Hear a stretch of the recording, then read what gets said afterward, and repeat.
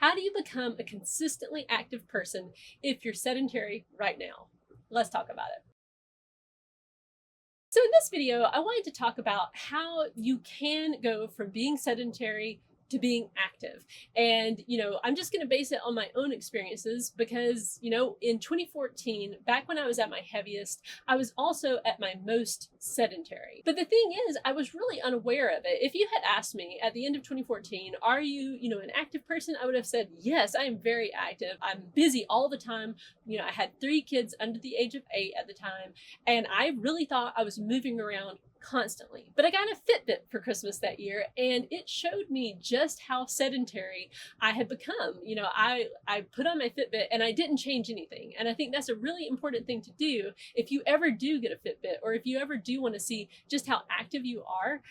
Use a pedometer or use your cell phone as a pedometer. You can download any kind of health app and it will count your steps for you, and see how active you are just as you are right now. And that can be really eye-opening. I mean, I would sometimes only get like 1,300 steps in a day, and that's not very much at all, especially when I thought I was so busy. Once you kind of know where you're at, then you can start to make goals. And that's what I started doing for myself. And one mistake I made in the beginning was to set my goal too high. I went from, just normally getting 1,300 steps a day to trying to set my goal at 10,000 steps a day. And that didn't work because it was too many steps. Like I was a very sedentary person, and that goal was out of reach for me at that time. But what worked for me was to increase my step goal gradually and eventually learning when to stop increasing my step goal. And for me, that point was when I got to 14,000 steps a day.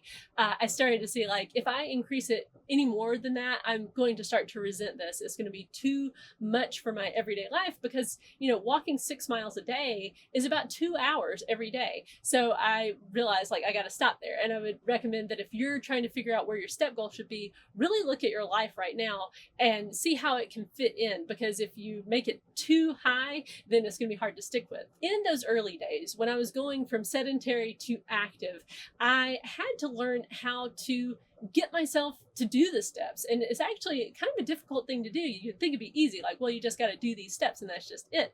But it's hard to get yourself to do the things that you want to do. And one thing that really helped me was to give myself breaks when I needed them. Because, at first I would try to kind of like bully myself. Like, you should just be able to get out there and do 10,000 steps and you shouldn't need to rest.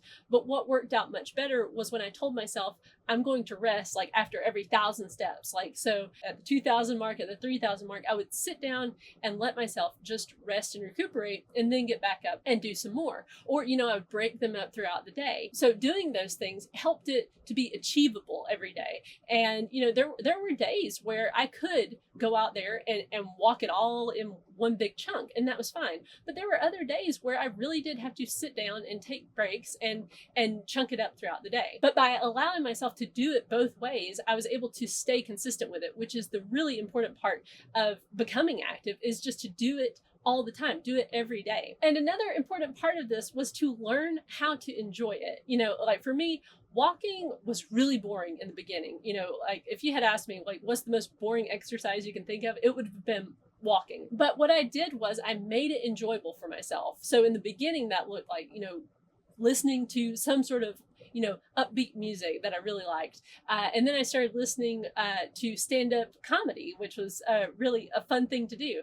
And then after that, I started listening to podcasts, and I started, texting with people, connecting with people on video chat. And sometimes I would even like let myself watch TV. But the point was I needed to learn how to enjoy it so that I could continue on doing it. Because at first you can just kind of say, okay, you're just going to do this. But I learned really quickly that if I don't make it, fun for myself, I'm going to quit. But as I did that, I started to learn how to like walking for just walking. And at this point in my life, walking is just a well-ingrained habit. And, it took time though. And so I want to encourage you that right now, if you're sedentary, start out with something small. Start out with a very small step goal and hit that consistently. Get consistent with anything first, and then add in a little bit more and a little bit more, and just baby step your way there until you get to a step goal that you are consistent with, or, whatever kind of exercise it is that you want to do it consistently. And eventually you'll become a very active person.